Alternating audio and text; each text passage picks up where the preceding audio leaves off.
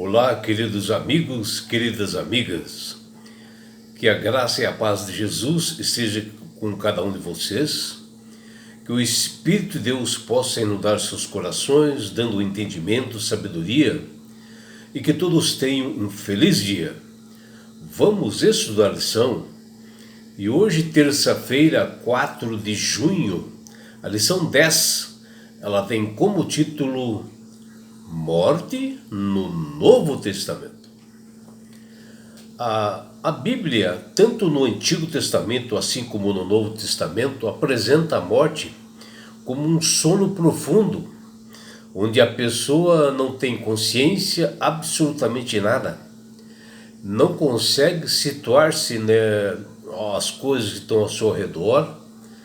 E no Novo Testamento, Jesus, o verdadeiro mestre, ele contrasta, ele faz assim um contraste, da morte com a vida eterna, e que está ali em João capítulo 11, versículos 11 até 14, onde ele diz lá: nosso amigo Lázaro adormeceu.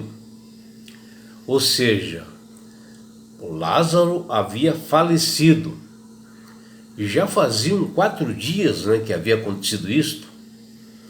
E Cristo diz: mas vou despertá-lo. Ou seja, iria ressuscitá-lo. E Cristo mostrou que, pelo poder de Deus, a morte ela não pode reter suas vítimas, principalmente aqueles que aceitaram a Jesus como Salvador e Senhor e acabaram morrendo, acreditando realmente na promessa de Jesus. Então, com essa garantia, após a ressurreição de Jesus, deixou bem claro para todos nós que ninguém vai para o céu quando morre. Existem muitas pessoas que dizem, quando um ente querido morre, ele foi para os braços do Senhor, ele foi para o céu. Se o morto já está no céu, e Jesus, quando veio para morrer na cruz do Calvário e ressuscitar, não tem sentido algum então. Porque qual era o sentido se Jesus veio aqui pagar nossos pecados, morrer na cruz do Calvário, se você já morre e já vai lá para o céu? Qual o sentido dele prometer, quando ele esteve com seus discípulos, quando ele veio a primeira vez, ele estava com seus discípulos, que ele disse que ele morreria, ressuscitaria, ascenderia aos céus e que ele voltaria para buscar os discípulos, Até ele deu os sinais da sua grande volta em glória e majestade como um juiz, Então não tinha sentido ele fazer isto. Se as pessoas já morreram, já foram para o céu, E Jesus, quando veio pela primeira vez, está ali bem claro, ali em Mateus 24, que ele fala isso, Esses sinais da sua vinda próxima. E ele é bem claro também dizer que a morte ela é um sono. E desde a época de Jesus, a humanidade criou diversos conceitos, e teorias bastante errôneas, sobre a morte, que não estão de acordo com as Sagradas Escrituras, e sim baseadas em conceitos dualistas, onde a alma, segundo eles, ou seja, o corpo e a alma, duas coisas diferentes, Eles acham que o corpo e a alma são algo assim, a alma algo espiritual, E que não faz parte. E já Cristo diz que a Bíblia é baseada em palavras e teorias holísticas, De que realmente o nosso corpo Deus, quando fez nós, quando ele criou o primeiro homem, né? Ele pegou o barro, soprou nas narinas, né?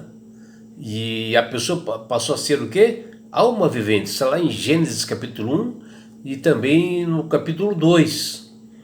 Então o próprio Jesus diz que do pó nós saímos e do pó nós voltaremos. E de acordo com a Bíblia, nós fomos feitos do pó da terra.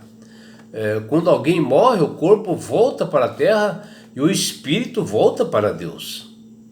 No Novo Testamento, a Bíblia usa o sono como um símbolo da morte. E nas Sagradas Escrituras, a palavra sono, ela é equiparada à morte. Ela aparece assim 53 vezes na Bíblia. E a Bíblia é clara quanto ao estado do homem na morte. Quando Lázaro morreu, Jesus, como um grande amigo dele, foi avisado sobre a morte de Lázaro. Ele chegou 4 dias depois de Lázaro já estar morto. E Lázaro já estava em decomposição. E Jesus, naquele momento, ele declarou: nosso amigo Lázaro adormeceu, mas vou despertá-lo. Está lá em João capítulo 11, versículo 11.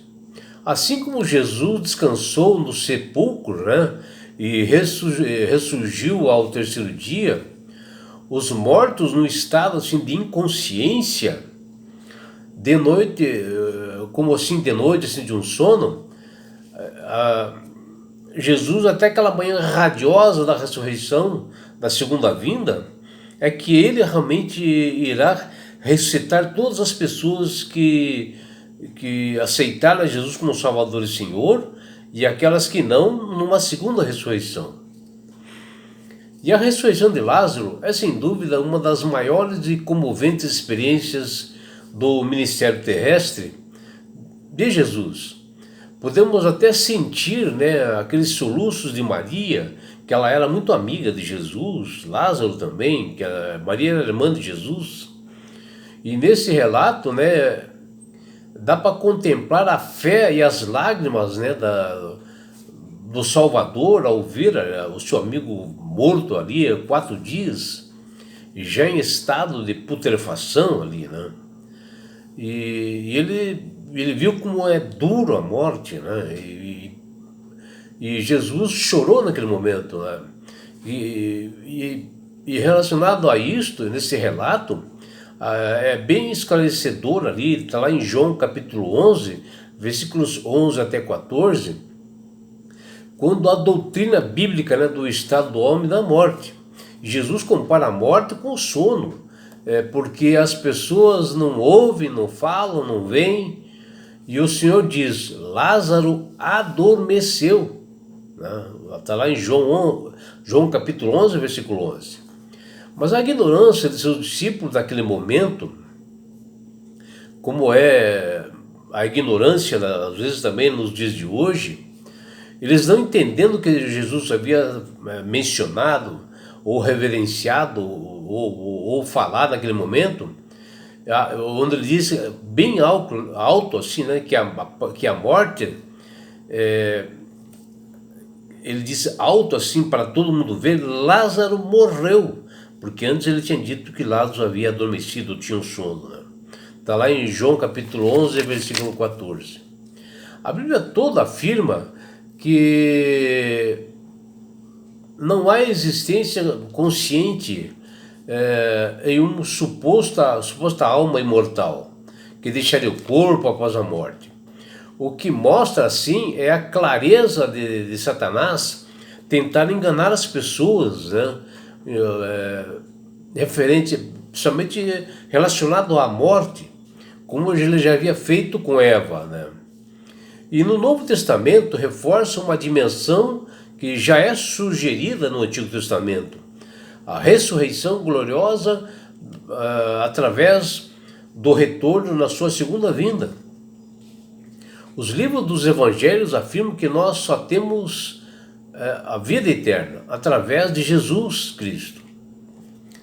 E para aqueles que o aceitarem como Salvador e Senhor. E nenhum ser do mal pode entrar na sua mente e tirar daqueles que creem a certeza de uma vida eterna. Jesus, através da cruz do Calvário, quando o seu sangue jorrou ali, ele venceu a morte e venceu o pecado. Ele pagou o preço que nós devíamos, né? Ele pagou um preço altíssimo. O pecado que nós cometemos, ele pagou na cruz do Calvário.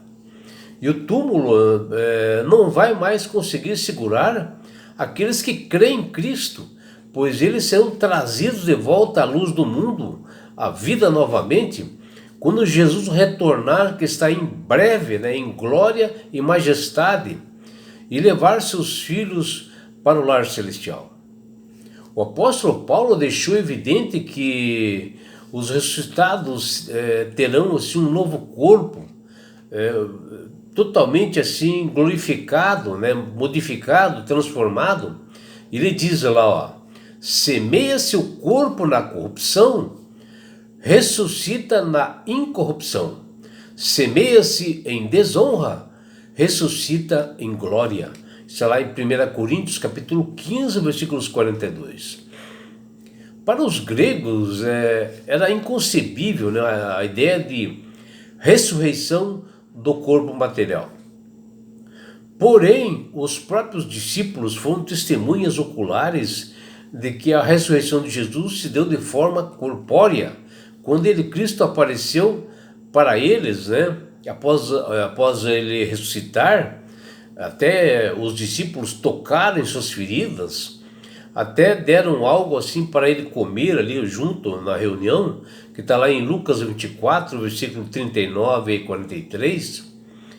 E além do mais, após a morte de Cristo na cruz do Calvário, naquele mesmo dia aconteceram fenômenos sobrenaturais, onde a Bíblia relata que na ressurreição também muitos corpos dos santos que dormiam ou que estavam mortos, traduzindo isto, apareceram muitos. Está lá em Mateus 27, versículos 52 e 53, quando Jesus realmente ressuscitou, outras pessoas no cemitério foram ressuscitadas que muitos viram. E Paulo ainda declarou, porque se os mortos não o ressuscitam, também Cristo não o ressuscitou. E se Cristo não o ressuscitou, é vã a vossa fé. E ainda permaneceis nos vossos pecados. E ainda mais, os que dormiram em Cristo pereceram. Se a nossa esperança em Cristo se limita apenas a esta vida, somos os mais infelizes de todos os homens. Está lá em 1 Coríntios, capítulo 15, versículos 16 a 19. Aqui Paulo explicou que a ressurreição de Cristo de fato ocorreu, e tem testemunhas como Maria Madalena, a Maria, mãe de Jesus, Joana, né, que é a mãe uma outra discípula também de Cristo, né, que acompanhava sempre Jesus, Salomé, a mãe de Tiago e João, que viram Jesus, e depois todos os discípulos viram Cristo ressuscitado. E se isso não ocorreu, nós estamos todos perdidos. A nossa fé não existe. É vã, estamos fazendo por nada. E assim, que sentido haveria nesses versos se os mortos, né, já estivessem na bem-aventurança no céu, ou fossem para o céu? E até hoje, né, as pessoas morrem e muitos dizem, ele foi para os braços do Pai. Então, qual seria a finalidade de Cristo vir a este mundo de pecado e morrer na cruz do Calvário, então? Qual seria o sentido da expressão que o apóstolo Paulo diz lá, estão perdidos se os mortos já estivessem no céu? Bom, aqui Paulo ele dá essa explicação e diz que a ressurreição de Cristo, ela é o fundamento da nossa ressurreição também. E que sem a ressurreição é vã nossa fé, estamos perdendo tempo. Porque permanecemos no pecado e assim nós somos mortos para sempre. Estaremos, aqueles que estão mortos, estão no pó, continuarão no pó, mortos. E é por isso, meu amigo, minha amiga, que Deus tem falado com todas as pessoas para aceitarem a Jesus como Salvador e Senhor. Porque a partir do momento que você aceita a Jesus como Salvador e Senhor, você passa a ser uma pessoa sábia, uma pessoa que tem entendimento, porque o Espírito Santo começa a trabalhar na sua mente e você começa a ter um entendimento nas Escrituras, começa a manusear assim melhor, né? Ter o devido entendimento, e você vai entender bem o que é a morte, qual é o estado da morte. E você verá realmente que Jesus tem o poder de ressuscitar, e na sua segunda vinda é que as pessoas mortas em Cristo é que serão ressuscitadas. E não é só isso, meu amigo, minha amiga. Quando você aceita Jesus como Salvador e Senhor, você ganha de presente maior que Deus deu para nós, que é a salvação. E com isto, Jesus, na sua segunda vinda, ele vai levar você, minha amiga, a sua família, todos nós, Jesus nos levará para as mansões celestiais. Um lugar, meu amigo, minha amiga, de onde não haverá mais morte, não haverá mais dores, mais aflições, mais sofrimento, não haverá mais perseguições. Você estará no céu. Você terá a oportunidade de ver Jesus face a face. Você terá a oportunidade de estar face a face também com teus entes queridos, abraçá-los, conversar com eles. Você já imaginou isto? E sabe por que Deus quer fazer isto com você, minha amiga? Com você, meu amigo?